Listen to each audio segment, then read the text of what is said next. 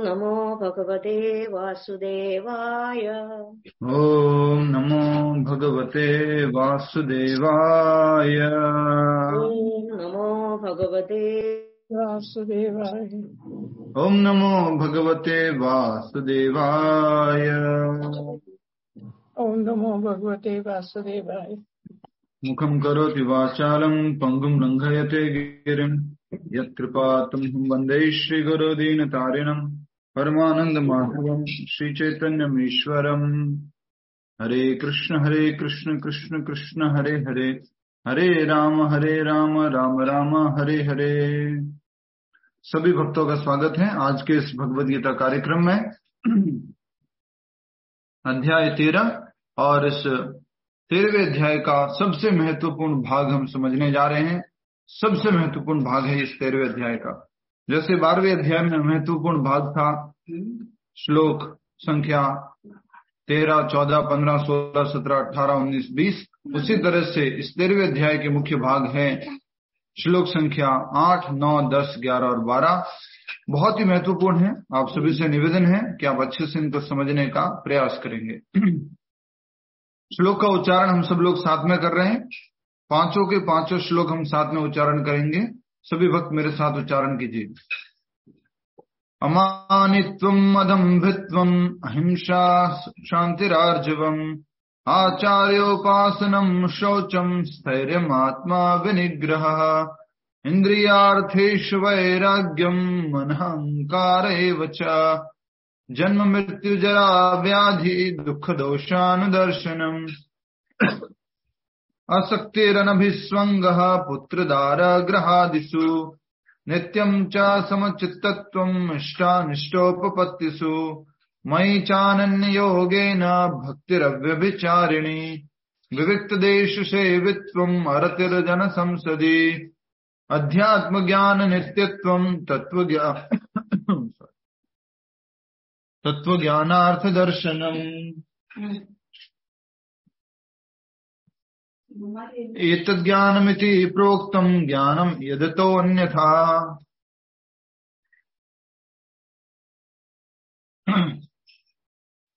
शब्दार्थ हमने कर लिया था और आज हमें तात्पर्य करना है। सबसे पहले अनुवाद को समझेंगे। अनुवाद में 20 बिंदु, जैसा कि मैंने आपको परसों भी बताया था, ये वो 20 ज्ञान के बिंदु हैं जिसे भगवान श्री कृष्ण ने ज्ञान कहा है।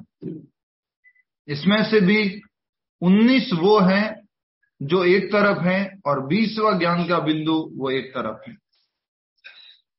और वो 20वां बिंदु है भगवान की अनन्य भक्ति, अव्यभिचारिणी भक्ति। इन 20 बिंदुओं को भक्त के गुण भी बताया गया है। भक्त के गुण, एक कृष्ण भक्त के क्या गुण होने चाहिए, उस 20 बिंदुओं को बताया जाता है। साथ ही साथ इस 20 बिंदुओं को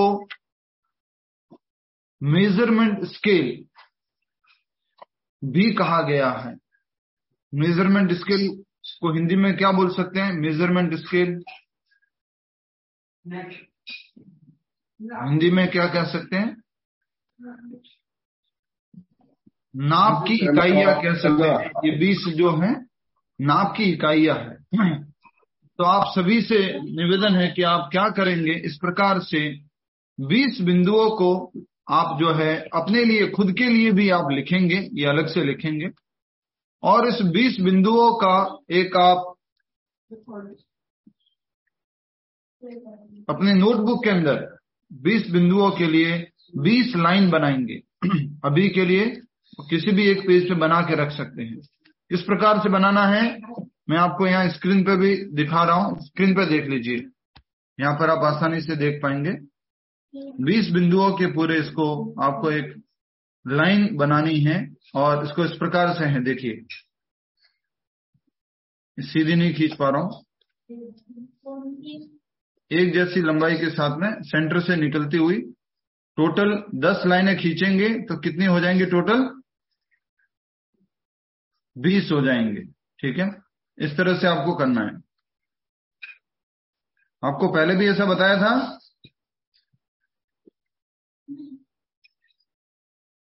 प्रभु ईशोपनिषद में बताया था। सबको इस तरह से टोटल 10 लाइनें खींचनी है। 10 लाइनें में कितने भाग हो जाएंगे बोलिए? 20। अच्छा, आप में से एक जना बोलते जाइएगा कि समझ में आ रहा है कि नहीं आ रहा। अब एक एक यहां से शुरू कीजिएगा। नंबर 1, 2, 3 इस तरह से शुरू कीजिएगा और हर एक का नाम दीजिएगा। पहला क्या हुआ? अमानित्वम। दूसरा अधम्बित्वम। तीसरा अहिंसा। इस तरह से आप जितने भी बिंदु हैं ये आप इसको मार्किंग करेंगे। और उसके बाद सबसे इंपॉर्टेंट बात सुन लीजिए प्लीज, या बाद में भी बाद में करने के लिए है आपको। फिर आप यहां पर ना अपने को 1 से 10 के बीच में मार्क्स देंगे।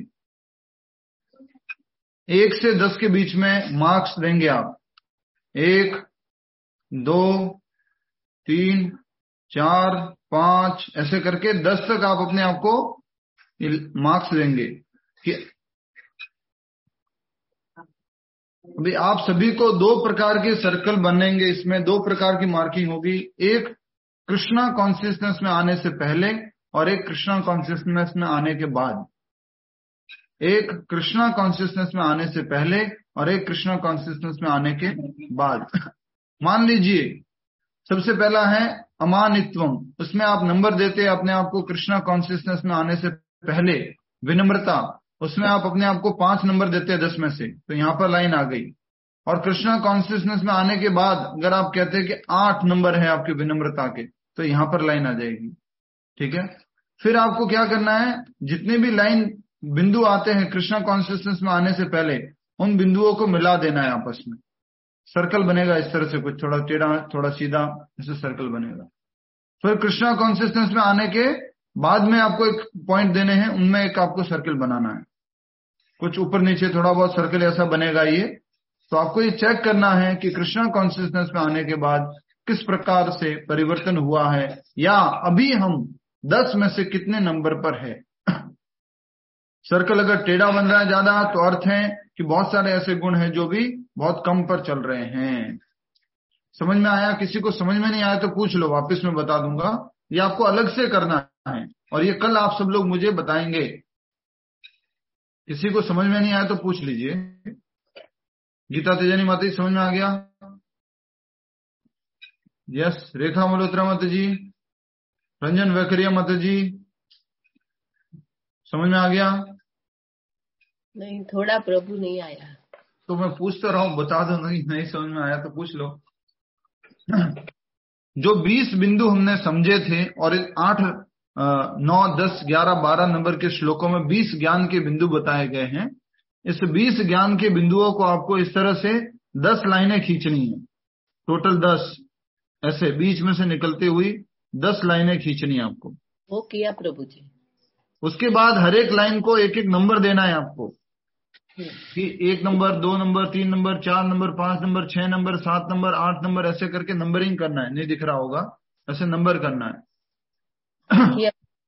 उसके बाद आपको क्या करना है, हर एक लाइन में केंद्र बिंदु से लेकर जो 1 नंबर वाली लाइन है, मान लीजिए 1 नंबर वाली लाइन है, उसको डिवाइड करना है 10 अंकों में। 1, 2, 3, 4, 5, 6, 7, 8, 9, 10। नहीं दिखेगा? नहीं दिख रहा। मालूम नहीं दिख रहा है कि नहीं दिख रहा। दिख रहा है प्रभु जी। तो आपको उसको डिवाइड करना है। अब जो है आपको नंबर देना है अपने आप को 10 में से। अपने आप को नंबर देना बहुत आसान है, क्योंकि हम कम नहीं देते, अपने आप को ज्यादा ही देते हैं, राइट। तो अपने आप को नंबर देना है। क्या नंबर देना है कि मैं विनम्रता में 10 में से कितने नंबर है। ठीक है, ये पहला पॉइंट था विनम्रता। तो विनम्रता में आपने बोला कृष्णा कॉन्शियसनेस में आने से पहले, कृष्ण भावनामृत में आने से पहले, हरे कृष्ण महामंत्र जप करने से पहले मेरे 10 में से 5 नंबर थे। और कृष्ण कॉन्शियसनेस में आ गए, भक्ति में आ गए, नाम जप करने लग गए, उसके बाद मेरे विनम्रता में तो 8 नंबर हो गए। ठीक है।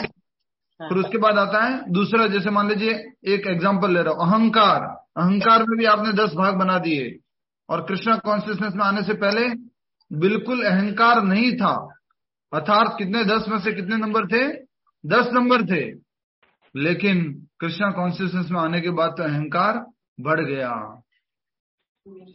कम हुआ प्रभु जी। कि मेरे तो माला करने वाले हूँ, मैं तो पूरा पूजा करने वाले, ये लोग क्या करते, कुछ भी नहीं करते। तो अगर अहंकार बढ़ गया है तो वो भी उसी प्रकार से आपको करना है। पर इसमें थोड़ा सा आप ध्यान रखिएगा, कुछ नेगेटिव क्वालिटीज हैं, कुछ पॉजिटिव क्वालिटीज हैं। विनम्रता बढ़नी चाहिए और अहंकार क्या होना चाहिए? घटना चाहिए, कम होना चाहिए।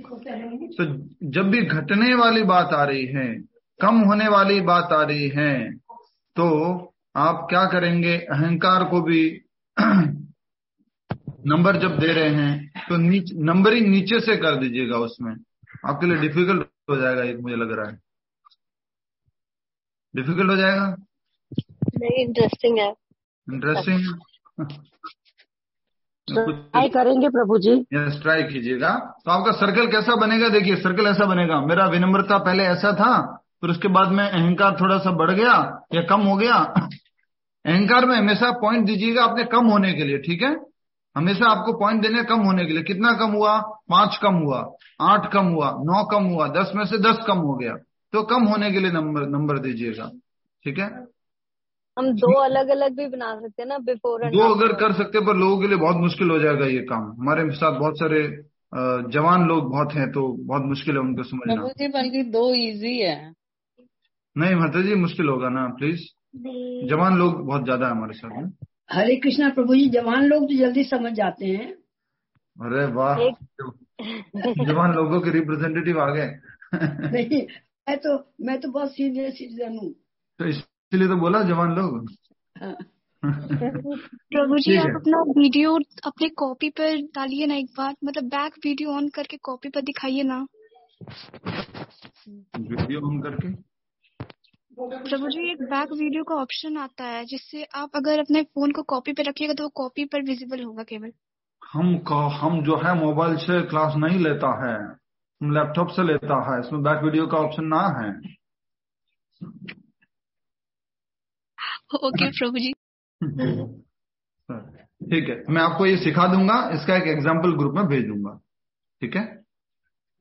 अब हम आ जाते हैं हमारे सबसे पहले गुण के ऊपर, और वो बहुत ही इंपॉर्टेंट है, और अनुवाद के साथ साथ समझने का प्रयास करेंगे। पहले अनुवाद पढ़ रहा हूं।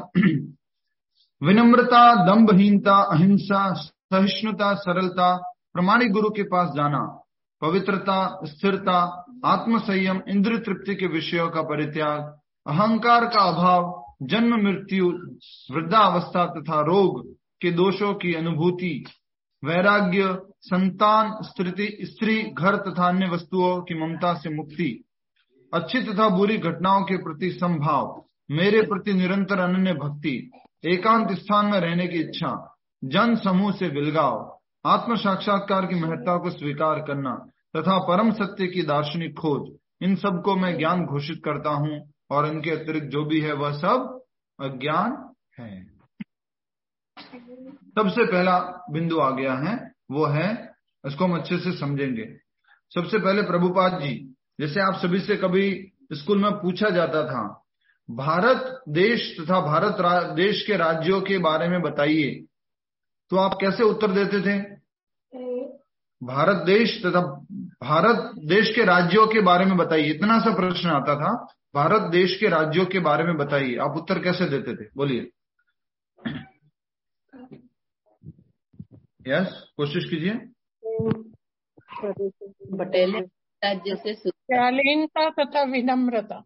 भारत देश के राज्यों के बारे में बोल रहे, तो आप बोल रहे उनके नाम और उनके कैपिटल्स लिख देते थे, नेम्स और कैपिटल्स लिख देते थे। प्रभु जी, हर एक स्टेट के बारे में बताना होगा। यस, पंजाब है, ठीक है, वेरी नाइस, वेरी नाइस।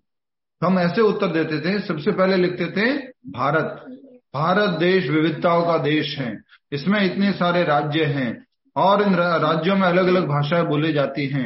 ऐसे के लिए भारत का एक 4-5 पैराग्राफ लिखते थे भारत के ऊपर। उसके बाद में लिखते थे, आप सब शुरू करते थे, मान लीजिए उत्तर प्रदेश, राजस्थान, गुजरात, महाराष्ट्र, अलग अलग राज्यों के बारे में कुछ लाइनें लिखते थे, एक एक राज्य। तो प्रभुपाद जी उसी तरह हमें समझा रहे हैं। सबसे पहले इन 20 बिंदुओं के बारे में समझाएंगे पहले पैराग्राफ में, फिर बताएंगे एक एक पॉइंट के बारे में, एक एक बिंदु के बारे में। ठीक है, सबसे पहले हम पढ़ेंगे तात्पर्य। कभी कभी अल्पज्ञ लोग ज्ञान की इस प्रक्रिया को कार्य क्षेत्र की अंतःक्रिया विकार के रूप में मानने की भूल करते हैं, लेकिन वास्तव में यही असली ज्ञान की प्रक्रिया है। पिछले श्लोक में हमने समझा था विकार, किसके विकार थे? वो सूक्ष्म शरीर के, क्षेत्र के विकार थे। कुछ क्षेत्र के विकार थे, कुछ क्षेत्रज्ञ के विकार थे, सूक्ष्म शरीर के और स्थूल शरीर के विकार थे। तो कई बार लोग इन 20 बिंदुओं को वो समझ जाते हैं कि ये विकार है, ये वो बिंदु हैं जो पिछले श्लोक में बताए थे, उसी प्रकार के बिंदु है। लेकिन नहीं, ये जो है ज्ञान के बिंदु है, बहुत ही महत्वपूर्ण है। ठीक है, अब हम आगे समझ रहे हैं, हमें जो मुख्य बात समझनी है उसकी तरफ आगे बढ़ेंगे। लेकिन वास्तव में यही असली ज्ञान की प्रक्रिया है। यदि कोई इस प्रक्रिया को स्वीकार कर लेता है तो परम सत्य तक पहुंचने की संभावना हो जाती है। ये 20 बिंदु को अगर कोई जीवन में उतारता है तो भगवान तक पहुंचने की संभावना है। 20 बिंदुओं में एक बिंदु साइड में कर लेंगे और बाकी 19 बिंदु साइड में कर लेंगे, इतना ज्यादा महत्वपूर्ण है। वो क्या है? भगवान की भक्ति। नेक्स्ट, यह इसके पूर्व बताए गए 24 तत्वों का विकार नहीं है। 24 तत्व हमने समझे थे, आप सभी लोग जानते हैं। 5 महाभूत, 5 ज्ञानेन्द्रिया, 5 कर्मेंद्रिया, 5 इंद्रिय विषय, मन बुद्धि अहंकार और महत तत्व या प्रधान जो अव्यक्त था। इस प्रकार से वो 24 तत्व थे। इन 24 तत्वों का विकार नहीं है ये 20 बिंदु जो बताए गए ज्ञान के। यह वास्तव में इन तत्वों के पाश से बाहर निकलने का साधन है। हरि बोल, हरि बोल। एक बार सभी लोग बोलेंगे हरि बोल। अच्छा, कौन कौन फंसा हुआ है इन 24 तत्वों के पास में? 24 तत्वों के पास में कौन कौन फंसा हुआ है बताओ? आत्मा जो है वो इन 24 तत्वों के पास में फंसी हुई है। 24 एलिमेंट्स, आत्मा इन 24 तत्वों के पास में फंसी हुई है। हम सब लोग इसमें फंसे हुए, इसलिए हमें क्या कहा जाता है? बद्ध जीव। बद्ध जीव, जबरदस्ती बांध दिया गया है इस बोरी के अंदर, इस मिट्टी के शरीर के अंदर हमें बांध दिया गया है, इसलिए हमें बद्ध जीव कहते हैं। तो कहा जा रहा है कि यहां पर जो बताए गए 20 बिंदु, ये तो इस पाश से निकलने का रास्ता है, इस जाल से निकलने का रास्ता है। क्या क्या 20 बिंदु हैं वो अपन ने अभी भी अनुवाद में पढ़े थे। कुछ नाम बोलता हूं, जैसे विनम्रता, अहंकार की कमी, गुरु के पास जाना, शांति, पवित्रता, सहिष्णुता। ये सारे 20 बिंदु हैं, वो हमें इस पाश से बाहर निकालते हैं, इस भौतिक जगत के इस बंधन से। पहला बंधन किसका बोलो? इस शरीर का। दूसरा बंधन इस भौतिक जगत का बंधन। इस जगत के बंधन से, इस शरीर के बंधन से आत्मा को मुक्त करते हैं ये 20 बिंदु, इसलिए बहुत ही महत्वपूर्ण है।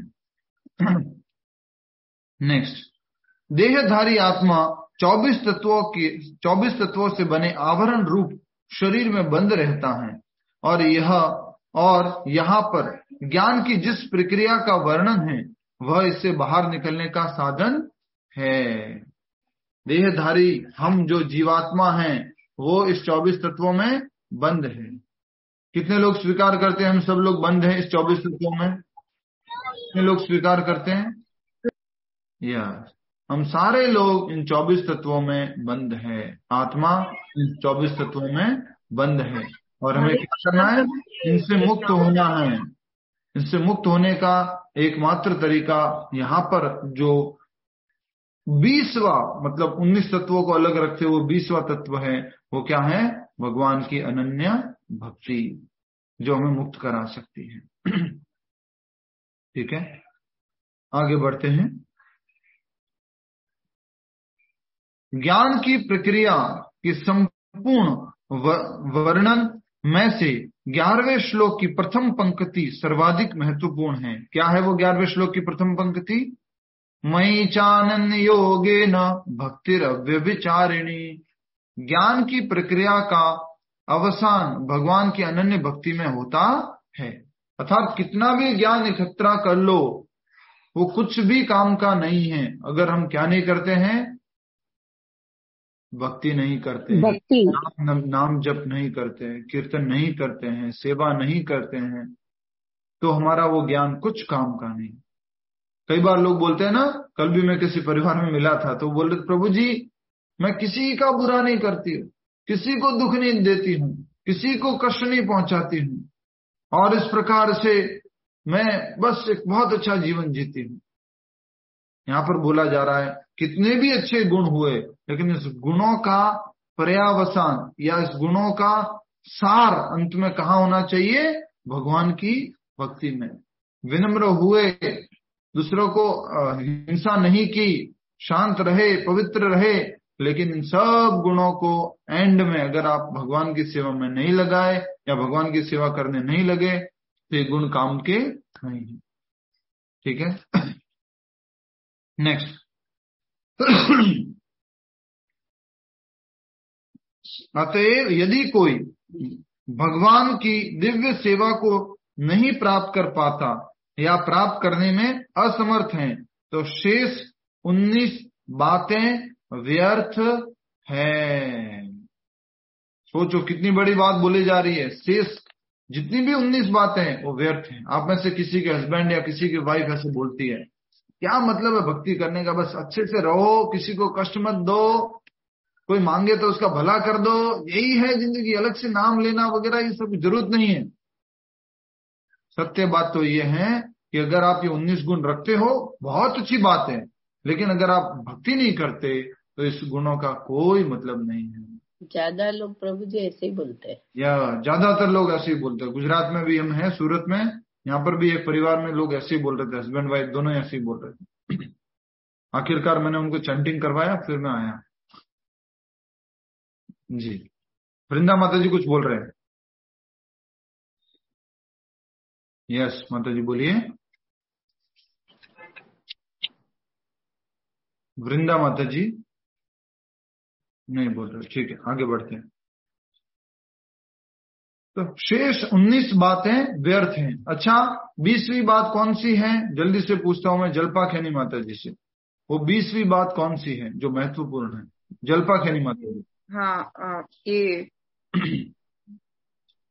मिनट, अरे एक शब्द में उत्तर दे देते हैं। भक्ति अभिचारिणी प्रभु जी, भक्ति अभिचारिणी। भक्ति मयि चानन्य योगे न भक्तिरव्यभिचारिणी, अनन्य अव्यभिचारिणी भक्ति, अनन्य अव्यभिचारिणी भक्ति, ये एक तरफ है और बाकी सारे 19 गुण एक तरफ। कितना भी आप अच्छे हैं, किसी का बुरा नहीं करते, बुरा नहीं बोलते, हिंसा नहीं करते, शांत रहते हैं, पवित्र रहते, सब कुछ है, बहुत अच्छी बातें हैं, बहुत अच्छा, वेरी नाइस, पर ये सब गुणों का उपयोग कहां पर होना चाहिए? भक्ति करने में, भगवान का नाम जप करने में, कीर्तन करने में। इसलिए कहा जा रहा है कि अतएव यदि कोई भगवान की दिव्य सेवा को नहीं प्राप्त कर पाता या प्राप्त करने में असमर्थ है तो शेष 19 बातें व्यर्थ हैं। ठीक है प्रभु जी, एकदम टोटल वेस्ट तो नहीं मतलब माना जाता ना, मतलब वो लोग कुछ तो अच्छा कर रहे हैं ना, ऐसा तो नहीं, मतलब टोटल वेस्ट कैसे माने जाते हैं? ऐसा मतलब वो दूसरों के लिए सब अच्छा सोचते हैं। टोटल वेस्ट मानने से इसका अर्थ है आप सब लोग ने बोटमैन और स्कॉलर की स्टोरी सुनी है कि नहीं? बोटमैन और स्कॉलर, आपने वो वाली स्टोरी बताई थी, इसमें 0 0 0 अगर उसके आगे एक नहीं है तो सब बेकार है। प्रभु जी म्यूट रखिए, आपका नेटवर्क अच्छा नहीं है, म्यूट रखिएगा। बोटमैन और स्कॉलर की स्टोरी तो सबने सुनी है ना, नाव वाला और एक बहुत बड़ा ज्ञानी व्यक्ति, और ज्ञानी व्यक्ति जब अपने घर आता है, गांव आता है, तो उसके दोस्त जो नाव चला रहा होता है उसके पास जाता है और उसको बोलता है कि मुझे नदी के उस पार लेके जा, और वो नदी के जब उस पार लेके जाता है तो रास्ते में क्या करता है, वो अपना ज्ञान झाड़ता है। जब शॉर्ट में बोल रहा हूं तो बोलता है, बहुत अच्छे से बोलना होता है इस स्टोरी को तो उसका वैल्यू है, पर शॉर्ट में बोल रहा हूं मैं। तो बोलता है कि तुम्हारे को मालूम है ये पानी किससे बना है, कौन कौन से मॉलिक्यूल है? बोलता नहीं मुझे तो नहीं मालूम। बोला तुम्हारी 25% जिंदगी बेकार। मुझे मालूम है पानी किससे बना है, केमिस्ट्री मालूम है। फिर वो बोलता है तुम्हारी नाव पानी में कैसे तैर रही है, फिजिक्स का कौन सा लॉ लागू होता है? फिजिक्स नहीं, लॉ मुझे बिल्कुल नहीं मालूम। तो वो कहता है तुम्हारी 50% लाइफ बेकार है। और दुखी हो जाता है वो, 25% बेकार, 50% बेकार। और ये पढ़ा लिखा व्यक्ति क्या सोच रहा है, मैं तो कितना कुछ जानता हूँ, फिजिक्स भी जानता हूँ, केमिस्ट्री भी जानता हूँ। फिर थोड़ा आगे बढ़ते हैं, थोड़ी बारिश होने लगती है, रिमझिम होने लगती है। तो ये बड़ा सा पढ़ा लिखा व्यक्ति पूछता है बारिश कैसे होती है मालूम है? बारिश कैसे होती है मुझे नहीं मालूम, बट मेरे दादाजी ने बोला था इंद्र भगवान बारिश करते हैं। बोले तो जी ये भी नहीं मालूम कि बारिश कैसे होती है। तुम्हारी कितनी लाइफ बेकार, दोनों हाथ ऊपर करके बोलो जल्दी से, तुम्हारी कितनी लाइफ बेकार? 75% लाइफ बेकार। तो ये बड़ा दुखी हो जाता है, रोने वाला ही होता है। शायद रो भी गया तो मालूम नहीं, क्योंकि बारिश के उस पानी के साथ में आंसू उसके मिक्स हो गए थे। मेरा जिंदगी कुछ काम का नहीं है, बेकार है, मुझे तो कुछ भी नहीं आता है। उतनी देर में बारिश तेज होती है और तेज होती है, नदी में पानी थोड़ा तेज हो जाता है, और फिर से साइंटिस्ट, वो बड़ा स्कॉलर, पढ़ा लिखा व्यक्ति, धन धान्य से संपूर्ण व्यक्ति, फिर से प्रश्न पूछने वाला होता है। पर इस बार वो प्रश्न नहीं पूछता। इस बार कौन प्रश्न पूछता है? बोटमैन पूछता है, बढ़िया प्रेम से, विनम्र भाव से हाथ जोड़, my dear boatman scholar, my dear great philosopher, my dear big big big businessman, my dear learned post doc graduated doctor, do you know swimming? क्या आपको स्विमिंग आती है? हाँ, क्यों पूछ रहा है, क्या हो गया, स्विमिंग क्यों पूछ रहा है, ये कोई प्रश्न है क्या? तो पूछ रहा है डू यू नो स्विमिंग? बोले नहीं नहीं मुझे स्विमिंग नहीं आती है। तो दोनों हाथ ऊपर करता है एक साथ, और क्या बोलता है तुम्हारी 100% जिंदगी बेकार है, 100% लाइफ बेकार है, 100% जिंदगी बेकार है। सोचो उसके पास सब कुछ था, डॉक्टर की डिग्री थी, पढ़ाई लिखाई थी, सब कुछ था, लेकिन क्या नहीं था, क्या नहीं आता था? तैरना नहीं आता। तो फिर क्या हो गया वो? भक्तिविनोद ठाकुर कहते हैं हाबू डूबू भाई, और उसमें वो डूब गया और मर गया। एक साथ 100% जिंदगी बेकार हो गई। उसको क्या आता था? नाव वाले को तैरना आता था। पानी आया, नाव ऊपर नीचे हुई और वो पलट गई, नाव वाला तो तैर गया, बचाने की कोशिश की, नहीं बचा पाया, लेकिन ये व्यक्ति डूब गया। तो कहने का अर्थ है कि ये गुण जो है कितने भी अच्छे हो, लेकिन हमें इस भव सागर से पार करा नहीं सकते। 20 के 20 गुण बहुत अच्छे गुण हैं, लेकिन हमारा उद्देश्य क्या है? हमारा उद्देश्य है भव सागर से पार जाना। एक बात बताओ, आपके पास चांदी का ग्लास है, आपके पास सोने का ग्लास है, आपके पास प्लेटिनम डायमंड का ग्लास है, लेकिन पानी नहीं है, तो ग्लास का कुछ काम है, महत्व है क्या? पानी है तो भले ऐसे पी लेंगे, ऐसे पी लेंगे और अपना जो है संतृप्ति कर लेंगे, हमारी प्यास बुझा लेंगे। तो इस प्रकार से इतने बहुत सारे गुण हैं। अब इन गुणों का फायदा क्या होगा? अगले जन्म में उसको और पुण्य मिलेगा। पुण्य मिलेगा तो शायद किसी भक्त के संपर्क में आएगा। आप सभी को अश्योरेंस दे रहा हूं मैं प्रभुपाद जी की वाणी के आधार पर कि हमने कुछ पुण्य किए थे, कुछ भक्ति की थी, इसलिए हम भगवान के भक्तों के संपर्क में आए हैं, प्रभुपाद जी के संपर्क में आए हैं।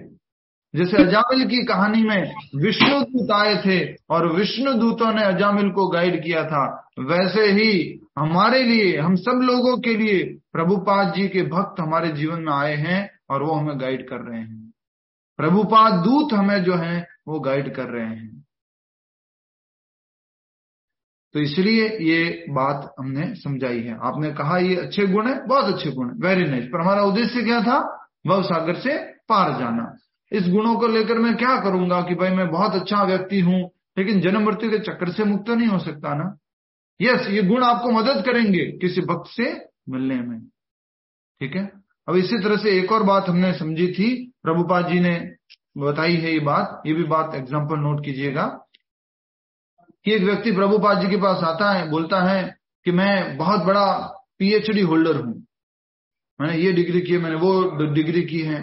तो प्रभुपाद जी बोलते हैं एक नोटबुक लो और एक पेन लो, सबसे पहले लिखो तुमने 8th क्लास कहां से की, कितने मार्क्स से की, बोले इतने मार्क्स से की और यहां से की थी, फ्रॉइड से बोलता मैंने यहां से की और इतने नंबर आए थे, बोले 0 लिखो 0। अच्छा, फिर उसके बाद तुमने 10th कहां से की, मैंने 10th तो sir top class famous school से की है और 95 मार्क्स से की है, बोले फिर एक 0 लिखो। फिर तुमने 12th, बोले मैंने इस स्कूल से की, फिर एक 0 लिखो। फिर उसके बाद बोले इंजीनियरिंग मैंने इससे की है, IIT से की है और इतने मार्क्स से की है, फिर एक 0 लिखो। फिर उसके बाद MTech मैंने इतने इस कॉलेज से किया है, उसके बाद उसका एक 0 लिखो। फिर उसके बाद वो बोलता है मैंने PhD किया है, उसका एक 0 लिखो। तो इस प्रकार से टोटल 0 होते गए, 0 बन गए। प्रभुपाद जी बोलते हैं टोटल करो, कितना हो गया, टोटल कितना हो गया, 0 सारे 0 को जोड़ेंगे टोटल कितना होगा, 0 होगा ना, 0 होगा। तो जब तक आगे हीरो नहीं है तो 0 का कुछ मतलब नहीं। और वो हीरा कौन है, वो हीरो जो है वो टेढ़ी टांग वाला बाके बिहारी, वो टेढ़ी टांग वाला वो कृष्णा, वो हीरो है। वो हीरो आगे लग जाएगा तो इसका क्या हो जाएगा, वैल्यू हो जाएगा। कुछ समझ में आया आपको? आपकी जिंदगी का कोई मतलब नहीं है अगर 0 इकट्ठे करते रहोगे। ये 0 क्या क्या है आप सोच सकते हो, अलग अलग 0 है ये। इतना करोड़ बैंक बैलेंस होना है, इतने सारे कपड़े होने, इतने सारे सैंडल होने, इतने सारे साड़ियां होनी, इतने सारे सूट होने, ये सारे 0 इकट्ठे कर रहे हो। उसके आगे क्या होना है, कृष्णा। ये कौन है, कृष्णा। कृष्णा लगाते ही इसका वैल्यू हो गया। अगर आपके पास एक ही 0 है, मान लीजिए एक ही है, 8वीं पास हो, तो भी आगे अगर 1 लग गया तो वैल्यू है 10। कुछ भी एक भी चीज है पर आपके साथ अगर कृष्णा है तो उसका वैल्यू है। और इतनी सारी चीजें हैं उसके बाद अगर एक है तो आप क्या कह सकते हैं, उसका वैल्यू हो गया 1 करोड़, 10 करोड़, इस तरह से वैल्यू हो गया। तो ये बहुत इंपॉर्टेंट है हमें समझना कि सारे गुण, बहुत अच्छी बात है। कई बार लोग कंप्लेन करते हैं, आपके हरे कृष्णा वाले देखे मैंने, બધા જોઈ છે मैं, हमारे भाभी छे वो मारा करे 16 माला पर दरवाजे से उसके मुंह से बस आग ही निकलती है, माला के बाद पूरा आग निकलती है बस। ऐसी माला करने का क्या फायदा, लोग बोलते हैं ऐसा।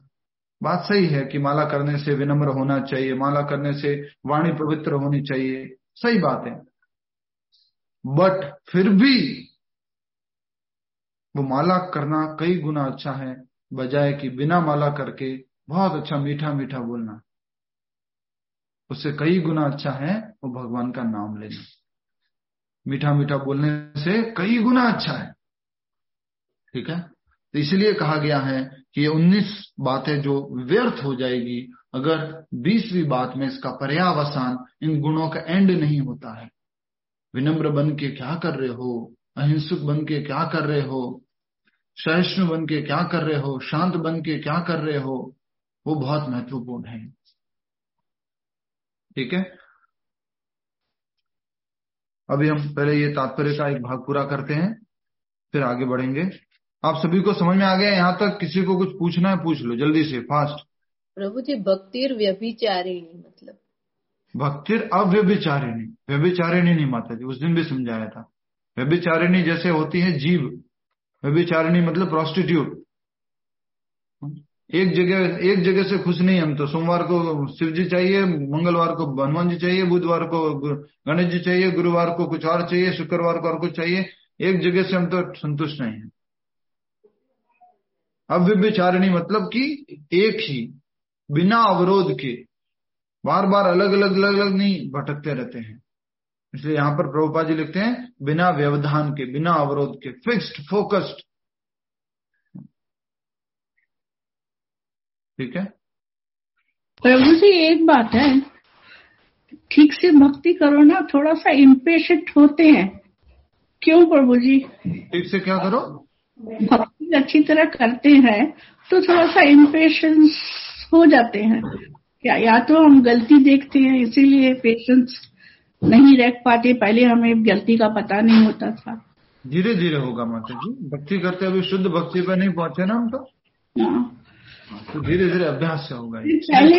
इसलिए मैं सर्किल बनवाने के लिए कह रहा हूँ, सर्किल बनाइए आप, जो मैंने सर्किल बनाने के लिए बोला था मैं कह रही थी पहले इतना इम्पोर्टेंट नहीं थे, अब हो गए। इसका रीजन मैं सोचती हूँ कि पहले हमें पता नहीं था, अब थोड़ा पता चल। पता भी नहीं था ना कि क्या किसमें आगे बढ़ना है। हाँ, यही। पहले भक्ति को तो ठंडे बस्ते में डाल रखा था। अब एक माला हो जाए तो भी ठीक है, नहीं हो जाए तो भी ठीक है, आरती कर ली तो भी ठीक है, नहीं कर ली तो भी ठीक है। अब थोड़ा सा अपने को क्या होता है, वो आज आरती नहीं हुई, वो आज मैं सुबह जल्दी नहीं उठी, वो माला नहीं हुई, थोड़ा सा मन में होता है। क्यों? क्योंकि अभी आपका लक्ष्य कुछ और है। समझ में आ रहा है आपको? पहले एंजाइटी होती थी किसके लिए? भौतिक चीजों के लिए, भौतिक लाभ के लिए। अभी एंजाइटी होती है किसके लिए? कृष्णा के लिए। अभी तो टाइम टेबल की एंजाइटी है कि टाइम पे भोग नहीं लगाया, टाइम पे पूजा नहीं की, पर एक टाइम आएगा, सबके जीवन में आएगा, मैं बोल रहा हूं। उस टाइम क्या होगा? वो मेरे राधा वृंदावन चंद्र को, मेरे राधा माधव को, मेरे लड्डू गोपाल जी को मैंने भोग नहीं लगाया, टाइम पे नहीं लगाया, भाव से होगा वो फिर। ठीक है, अभी तो नियम के साथ है, फिर वो धीरे धीरे धीरे धीरे भाव के स्तर पर पहुंचेगा। ठीक है, नेक्स्ट। लेकिन यदि कोई पूर्ण कृष्ण भावना से भक्ति ग्रहण करता है तो अन्य 19 बातें उसके अंदर स्वयं विकसित हो जाती हैं। गीता तेजानी माता जी, समझ में आया अब आपको ये लाइन? सबको समझ में आई? है। कुछ लोगों को तो कोई मतलब ही नहीं है। चलो, सामने कोई प्रभु जी को मूवी चल रही है क्या? सामने ऐसे बैठा है एकदम कोई ड्रामा तो नहीं कर रहा मैं। गीता अपनी देख लो, इसमें किताब में भी थोड़ा देख लो, इतना भी फूट रहा नहीं हो कि मेरी तरफ ही देखते रहो। इसमें देख लो थोड़ा। तो 20 जो है बिंदु जो बताए गए हैं ज्ञान के, वो ज्ञान के 20 बिंदुओं में एक महत्वपूर्ण बिंदु है भगवान की अव्यभिचारिणी भक्ति। और ये भक्ति करने से बाकी 19 गुण ऑटोमेटिकली आ जाते हैं। इसलिए मैंने कहा कि जब से कृष्ण भावनामृत का आप अभ्यास करने लगे हो, तब से क्या आपके अंदर विनम्रता थोड़ी बढ़ी है? यस और नो? जिसको सत्य सत्य बोलना है, विनम्रता बढ़ी है? यस। सहिष्णुता बढ़ी है? यस। सहन करने की शक्ति। अहंकार कम हुआ है? यस। पवित्रता बढ़ी है? यस। अहिंसा बढ़ी है? अहिंसा बढ़ी है? नो नहीं, नो। अहिंसा तो बढ़ी है ना? हाँ। हिंसा कम हुई है? यस, हिंसा क्या हुई है? कम हुई है। अहिंसा बढ़ी है, बढ़ गई है। गुरु के प्रति श्रद्धा बढ़ी है? यस, बढ़ी है। यस, बढ़ी है। यस। तो ये बहुत सारे बिंदु यहाँ पर दिए जा रहे हैं। इनको आप अच्छे से समझेंगे ना तो आपको मालूम पड़ेगा कि मैं कहाँ पर हूँ। आपको किसी स्थान पर पहुंचने के लिए मालूम होना चाहिए मैं कहाँ पर हूँ। आइए अब अगले बिंदु की तरफ आगे बढ़ते हैं, अगली बात की तरफ। इस बात को सत्यापित करती है श्रीमद् भागवतम। तो कहा जा रहा है जैसा कि श्रीमद् भागवत में 5वें स्कंद के कौन सा हो गया? 18वां अध्याय 12वां वर्ष, 18वां अध्याय 12वां श्लोक में कहा गया है यस्यास्ति भक्तिर भगवत्य किंचना सर्वेर गुणस्तत्र समासते सुराहा। अच्छे से सुनिए, ये भागवत का कथन है। ये मत समझना कि बस प्रभुपाद जी ने अपने को खुश करने के लिए बोल दिया है। भागवत में लिखा हुआ, गुरु जी कोई वैसी बात नहीं बोलते जो शास्त्रों के नहीं है। अपनी मर्जी से कुछ भी नहीं बोलते प्रभुपाद जी। तो यहाँ कहा जा रहा है जिसने भक्ति की अवस्था प्राप्त कर ली है उसमें ज्ञान के सारे गुण विकसित हो जाते हैं, जैसा कि 8वें श्लोक में उल्लेख हुआ है। क्या किया गया? जिसने भगवान की भक्ति की अवस्था प्राप्त कर ली है उसमें ज्ञान के सारे गुण विकसित हो जाते हैं। सर्वे गुणे तत्र समासते सुराहा। सुरा मतलब देवता। देवताओं के अंदर सारे अच्छे जो गुण होते हैं वो सारे के सारे अच्छे गुण किसमें आ जाएंगे? किसमें आ जाएंगे? भक्त के हमारे अंदर आ जाएंगे। ठीक है, जैसा कि 8वें श्लोक में उल्लेख हुआ है गुरु ग्रहण करने का सिद्धांत अनिवार्य है। यहाँ तक कि जो भक्ति स्वीकार करते हैं उनके लिए भी यह अत्यावश्यक है। तो गुरु तो हमेशा अपने जीवन में होने ही चाहिए। और गुरु कैसे होने चाहिए? प्रामाणिक गुरु, गुरु शिष्य परंपरा में आने वाले गुरु होने चाहिए। तो ऐसा कोई हो आप में से अगर ये सोचता हो कि बिना गुरु के हम तो कृष्ण के पास चले जाएंगे, हमें तो मुक्ति प्राप्त कर लेंगे, नहीं।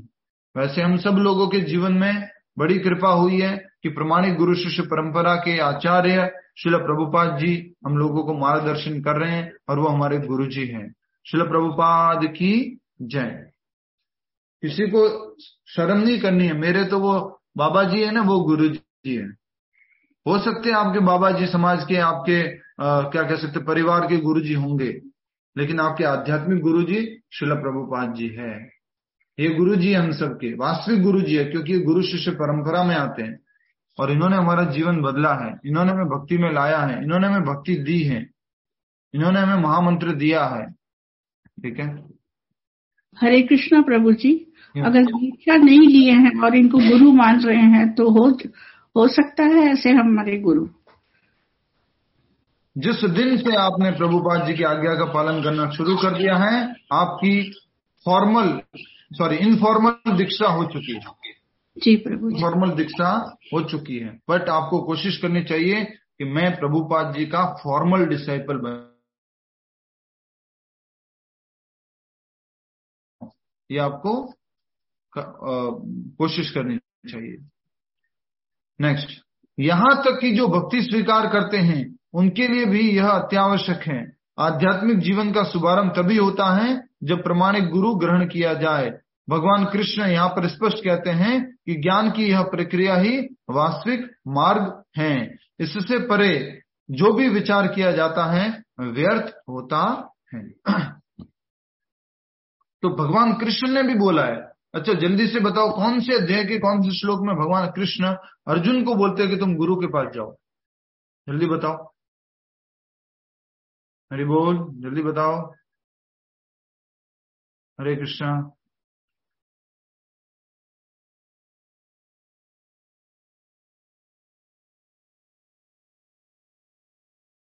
प्रभु जी। यह चौथे अध्याय का 34वां श्लोक, उसमें भगवान श्री कृष्ण खुद कहते हैं, किसको? अर्जुन को बोलते हैं। क्या बोल रहे हैं भगवान? क्या कहते हैं भगवान श्री कृष्ण? सबको ये श्लोक याद होना चाहिए। तद्विद्धि प्रणिपातेन परिप्रश्नेन सेवया उपदेक्षन्ति ते ज्ञानम ज्ञानिनः तत्वदर्शिनः।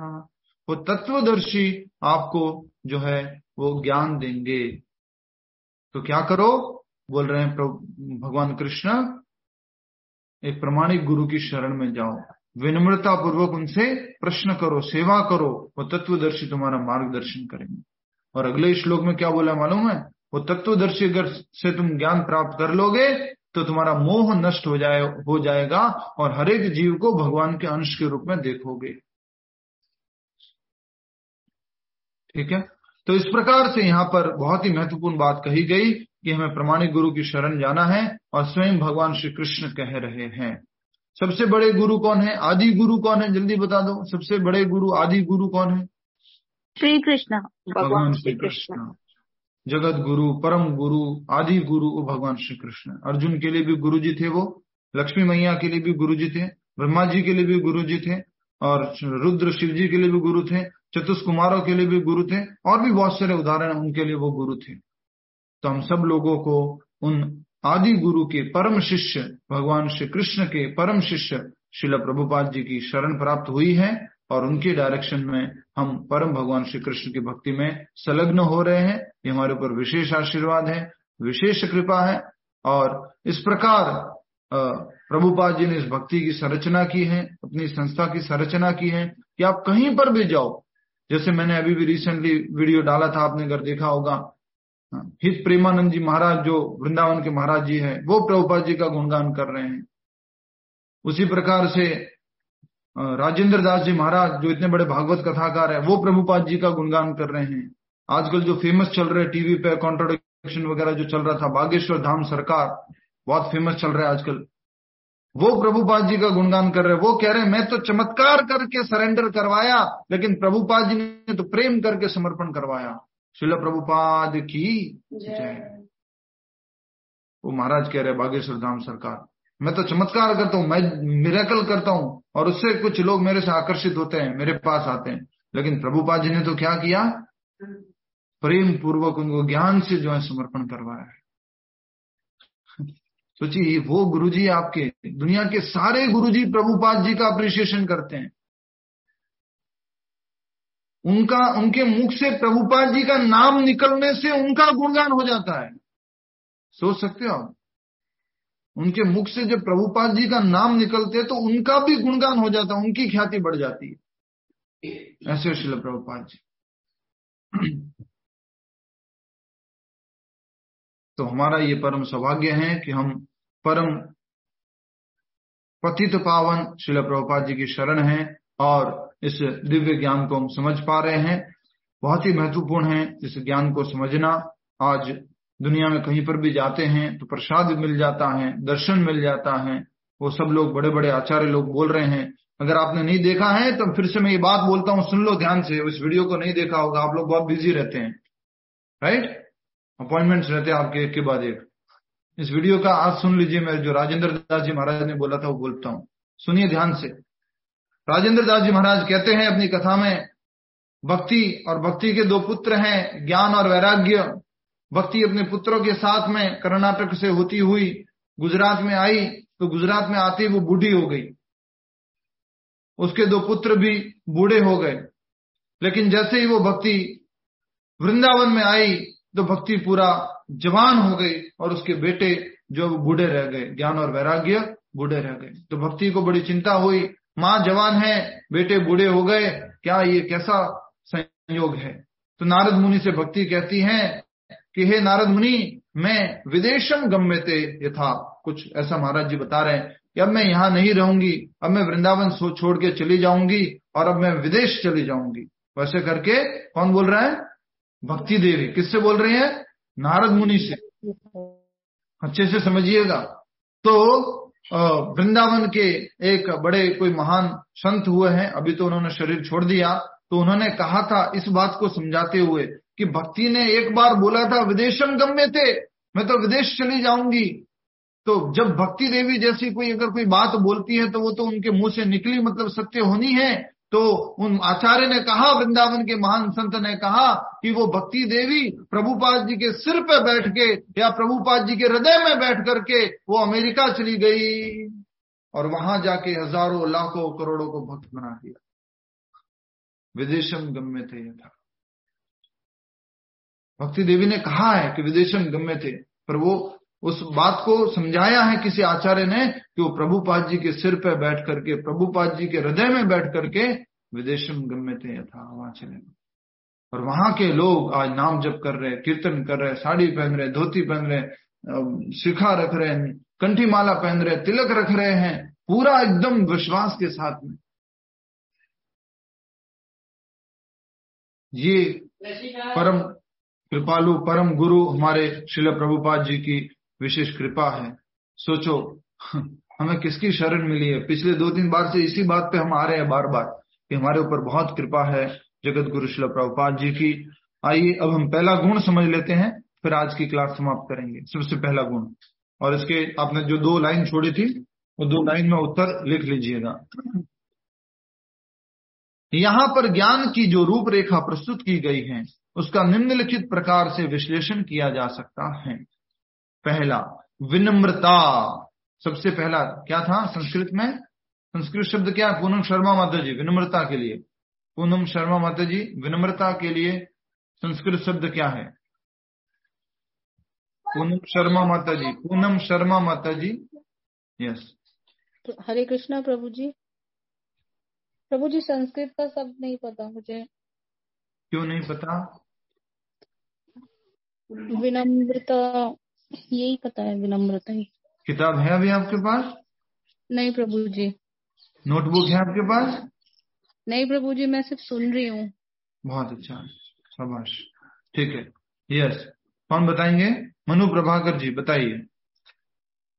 अमानित्वम प्रभु जी। यस, अमानित्वम। तो सबसे पहला हमने शब्द लिखा था भक्त के अंदर क्या होने चाहिए, क्वालिटीज, अमानित्वम।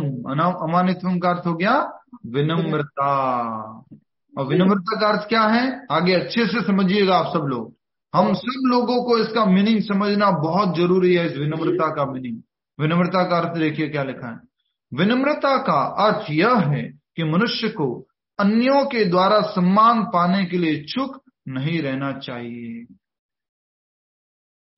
विनम्रता का अर्थ नहीं है कि दूसरों को सम्मान देना, हरे कृष्णा जी, राम राम जी, कैसे हैं जी आप।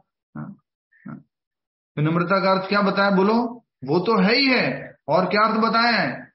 ये ऑक्सफोर्ड डिक्शनरी में आपको डेफिनेशन नहीं मिलेगी, ये दुनिया के किसी प्लेटफॉर्म पे ऐसी डेफिनेशन नहीं मिलेगी जो प्रभुपाद जी हम सब लोगों को डेफिनेशन दे रहे हैं। रीनल पटेल जी बताइए, क्या डेफिनेशन समझ में आई आपको।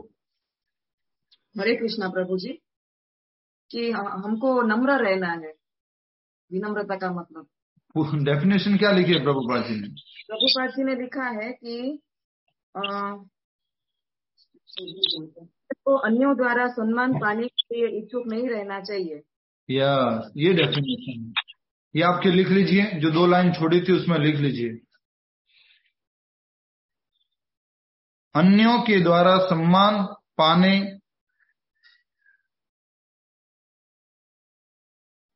अन्यों के द्वारा सम्मान पाने की इच्छा से मुक्त, अन्यों के द्वारा सम्मान पाने की इच्छा से मुक्त विनम्रता। हम सब लोग भूखे हैं, किसके भूखे हैं, इज्जत के भूखे हैं, सम्मान के भूखे हैं, मान सम्मान के भूखे हैं। वो खरो क्यों शो, क्या खोटो क्यों शो, खरो क्यों शो, खरो क्यों छो प्रभु जी। हम सब लोग भूखे हैं। वो बहुत ऊंचा लेवल की बात है प्रभु जी ये तो। इसलिए प्रभुपाद जी ने लिखा है, कोई ऑक्सफोर्ड डिक्शनरी, कोई दुनिया की कोई डिक्शनरी नहीं बता सकती, इसलिए मैंने इसमें वो छुड़वाया है, 2 लाइन छुड़वाया। बहुत हाई लेवल का डेफिनेशन है। अहिंसा की भी जो प्रभुपाद जी डेफिनेशन बताएंगे ना, आप सोच भी नहीं सकते कि अहिंसा मतलब क्या। मैंने तो ये पढ़ा था, मैंने तो ये सुना था। तो बोल रहे हैं विनम्रता, अन्यों के द्वारा सम्मान पाने की इच्छा से मुक्ति। हम लोग तो भूखे पड़े हैं, हंग्री हैं। कोई इतना सा बोल दे, प्रेम से कुछ भी बोल दे, you are looking so beautiful, इतने में तो अरे क्या बात है, क्या बोल दिया तूने। अन्यों के द्वारा और भी आप तो हमारे लिए बहुत सम्माननीय हैं, आप तो हमारे लिए बड़े प्रशंसनीय हैं, तो उसमें तो हम सब लोग फ्लैट हो जाते हैं। अर्थात हम सब लोग क्या हैं, भूखे हैं, अन्यों के द्वारा सम्मान पाने के भूखे हैं। यस और नो। यहां तक कि कभी कभी गुरु जी से भी सम्मान पाने के भूखे रहते हैं। तुम्हें मालूम है, गुरु जी के पास हम 4 जनी गई थी, 3 को तो गुरु जी ने बुला लिया नाम से, इधर आओ इधर आओ इधर आओ, और अच्छे से बुलाया जी लगा करके, लीना जी, मीना जी, टीना जी, और मेरे को बोल दिया गीता इधर आना। मेरे को तो सम्मान ही नहीं दिया गुरु जी ने। तो हम सब लोग भूखे हैं, किसके भूखे हैं, सम्मान पाने के। सब जगह से सम्मान पाने के भूखे हैं, चाहे वो बच्चों से हो, चाहे वो पति से हो, चाहे वो पत्नी से हो, परिवार वालों से हो, संबंधियों से हो, मित्रों से हो। हम हर जगह सम्मान पाना चाहते हैं। लेकिन चैतन्य महाप्रभु की शिक्षा क्या कहती है, शिक्षा अष्टकम की शिक्षा, जल्दी बोलो, एक ही बात पढ़ेंगे आज बस, बोलो। चैतन्य महाप्रभु की शिक्षा क्या कहती है, माय डिवोटीज, शिक्षा अष्टकम में सम्मान से रिलेटेड।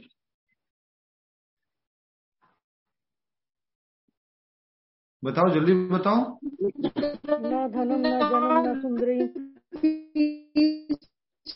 म्यूट कर लीजिए, जिनका नेटवर्क अच्छा नहीं है वो म्यूट।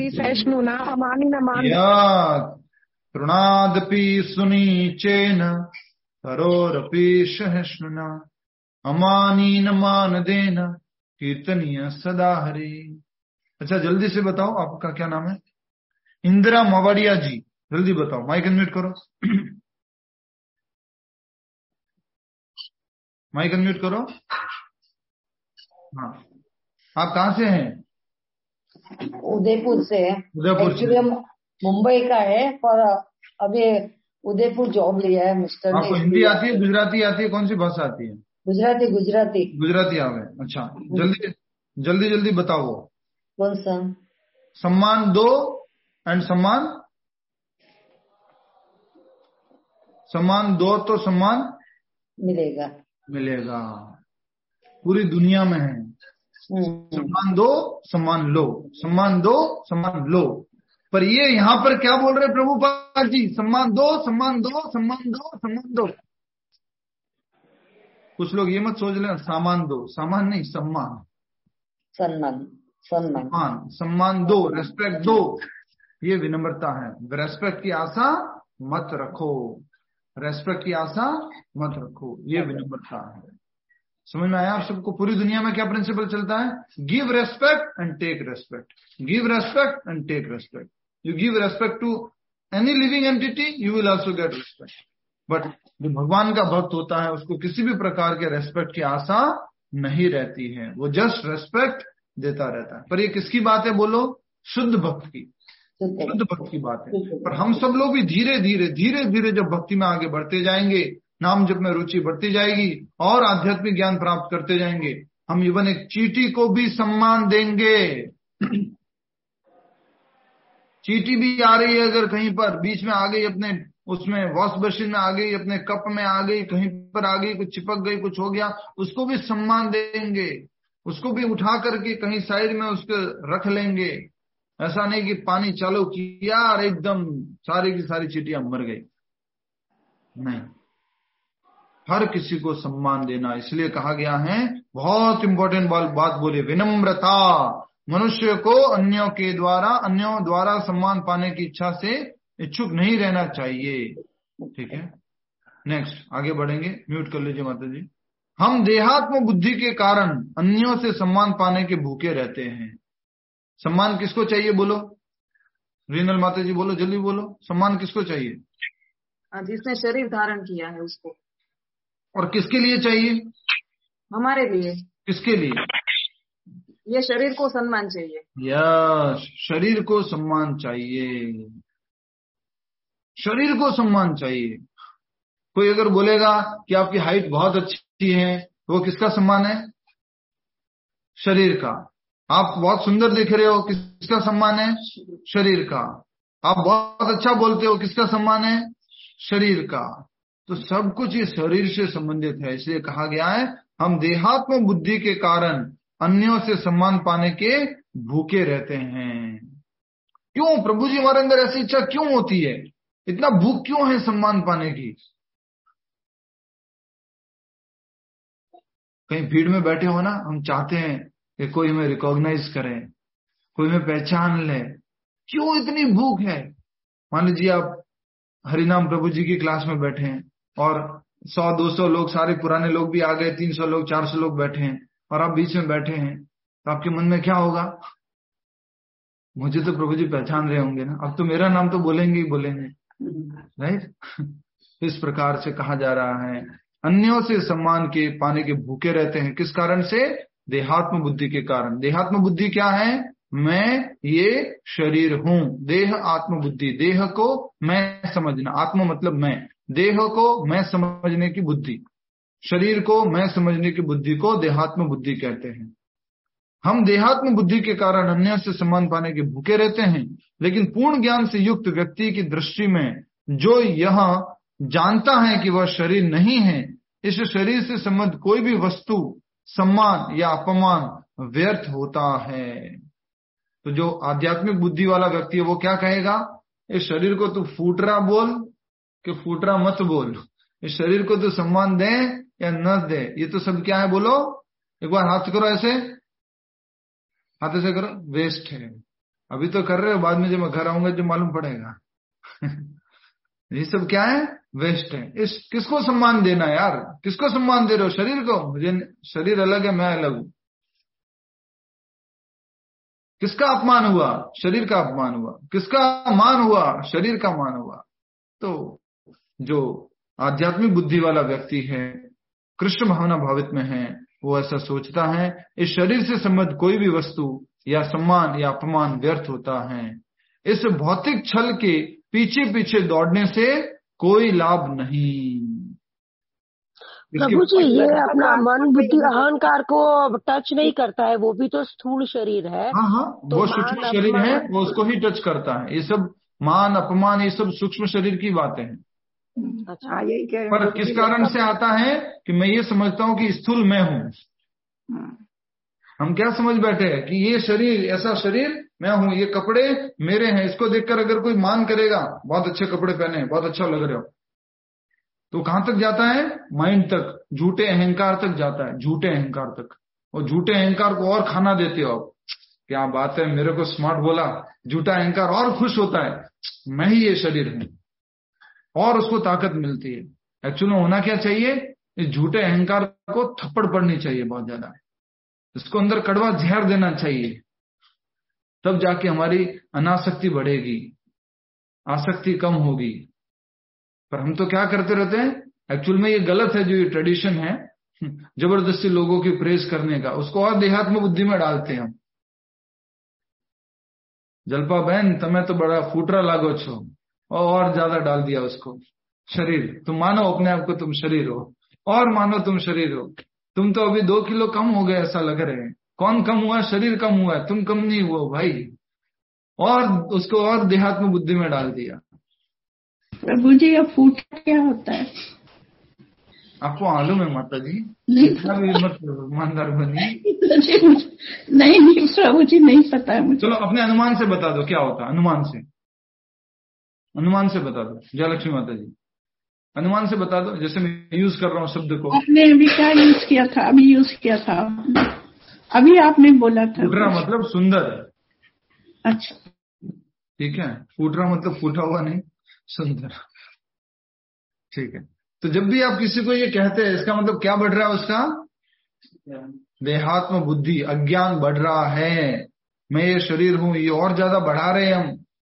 बच्चों को, जब बच्चा पैदा होता है तो हम क्या बढ़ाते हैं? उसकी देहात्म बुद्धि बढ़ाते हैं।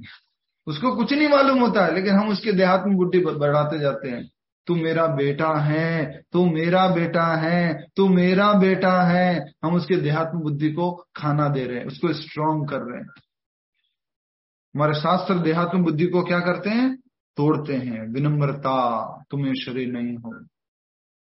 जैसे देहात्म बुद्धि को तोड़ना है, उपाधियों को तोड़ना है, इससे मुक्त होना है। बहुत ही सुंदर तरीके से भगवान श्री कृष्ण यहाँ पर इन बातों को प्रस्तुत कर रहे हैं, जो बहुत प्रैक्टिकल है। हमारे सारे कवच उतरवा देगा ये विनम्रता। अलग अलग कवचों के कारण हम सम्मान पाते हैं।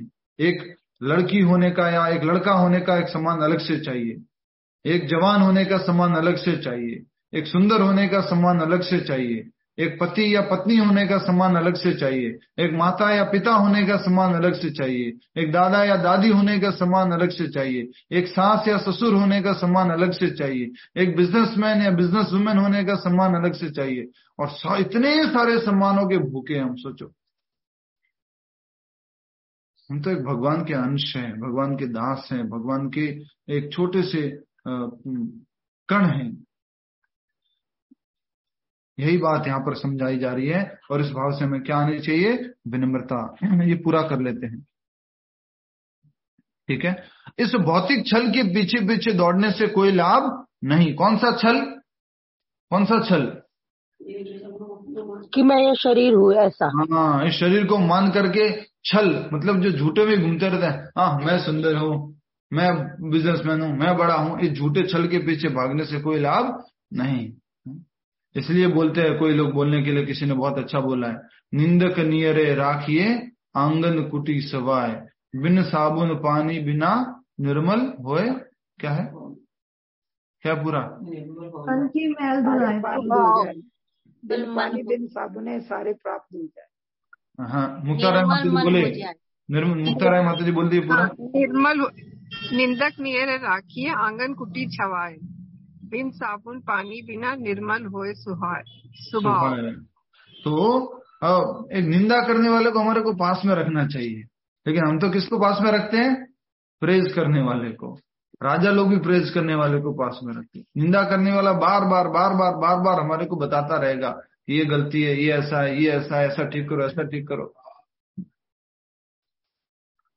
नेक्स्ट, लेकिन आपको इसके ऊपर अलग से काम नहीं करना है। कल से आप काम करने लग जाओ। एक अपॉइंटमेंट तो कल से मेरे को ये बोलना, you are not this body, you are not beautiful, you are not young, you are not handsome. किसी को मत लगा देना काम में, चैंटिंग करो अच्छे से, ऑटोमेटिकली सब ठीक होगा। इसलिए बोला है 20वां क्वालिटी बहुत ज्यादा इंपॉर्टेंट है। इस भौतिक छल के पीछे पीछे दौड़ने से कोई लाभ नहीं। लोग अपने धर्म में प्रसिद्धि चाहते हैं, अतएव यह देखा गया है कि कोई व्यक्ति धर्म के सिद्धांतों को जाने बिना ही ऐसे समुदाय में सम्मिलित हो जाता है जो वास्तव में धार्मिक सिद्धांतों का पालन नहीं करता, और इस तरह वह धार्मिक गुरु के रूप में अपना प्रचार करना चाहता है। कोई भी व्यक्ति किसी में घुस जाता है, क्यों?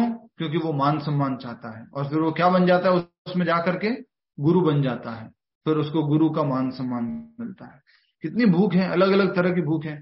किसी को इस बात की भूख है, हाँ मेरी क्लास में इतने सारे लोग आते हैं, हरिनाम दास क्या बात है, 2 सालों से इतने सारे लोग डेली आते हैं, भूखे मर रहे हैं, भूख लगी हुई है। किसी को इस मान की भूखी है। कोई भी डिवोटी बढ़िया प्रेम से बोलता है, क्या बात है प्रभु जी, आपके तो डेली इतनी क्लास में लोग आते हैं, मेरी क्लास में तो 20 लोग ही आते हैं, 30 लोग ही आते हैं, आपकी क्लास में और ज्यादा सम्मान की भूख है। हर किसी में ये भूख है। उन भूख को धीरे धीरे धीरे धीरे हमें खत्म करना है। इसलिए कहा जा रहा है कि कई बार तो लोग किसी धार्मिक संस्था में जुड़ जाते हैं बिना कुछ जाने, कुछ भी नहीं जानते, और धीरे धीरे वहां जाके कोई गुरु बन जाते हैं, और वो धार्मिक गुरु के रूप में अपना प्रचार करना चाहता है।